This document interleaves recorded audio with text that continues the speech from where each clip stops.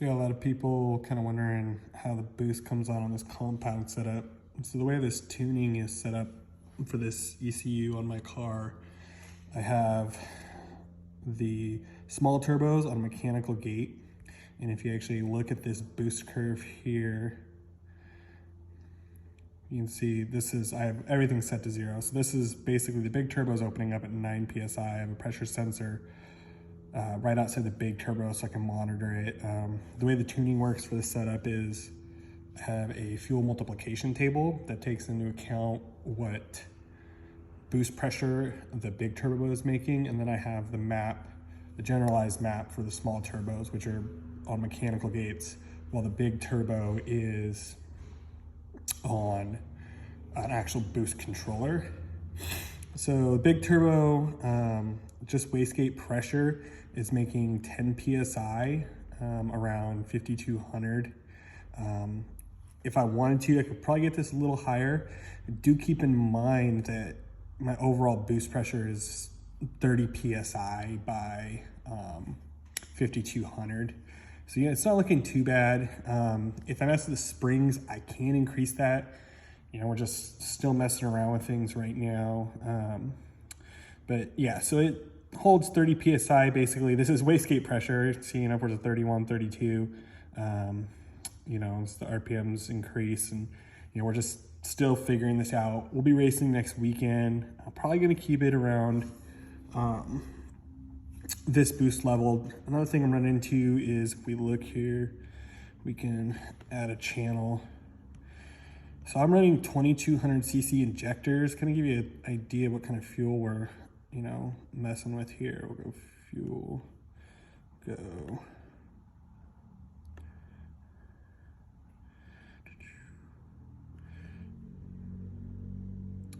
Where are we at here?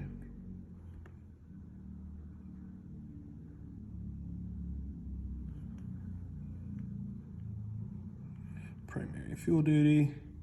So if you look, this guy on 2200 cc injectors, and we're not even going out to redline right now, we're making 70% fuel injector duty cycle. It's my fuel duty primary.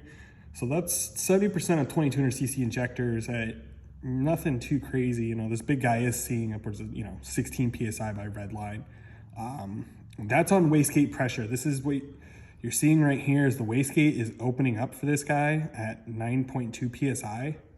And this is just a little bit of boost creep because I'm retarded and ran out of room and couldn't make a great wastegate. So you can imagine that if we up this boost duty cycle, this curve is going to continue. And I would guess probably by late 6,000s, this big guy can make upwards of 30 PSI jam. But we're just not set up to do that yet. That's trying to make this motor last a little bit. I'm guessing the car is probably in between 700 and 800 wheel right now on just the wastegate pressure, which is plenty of jam for a 2.7. It feels really fun, feels really healthy. The response is there. I don't feel super leggy for the kind of setup it is. You know, and IATs aren't too crazy, so I got that. You know, if you guys want to see any more parameters, I mean, the sky's the limit here. We can go intake air temps. So, you know, it's pretty much, it's getting up there in 97. This is without meth. I expect that to drop quite a bit with meth. You know, it's better than it was before. I was hitting like 120 on my old setup. So a little bit intercooler. So, and we can kind of go out and give you guys a walk around the car real quick.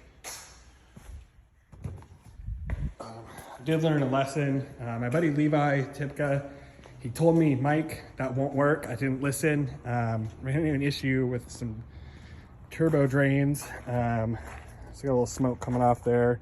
I think I'm getting some blow-by dumping on the turbo. So I might have to fix that. It's a little dirty in here.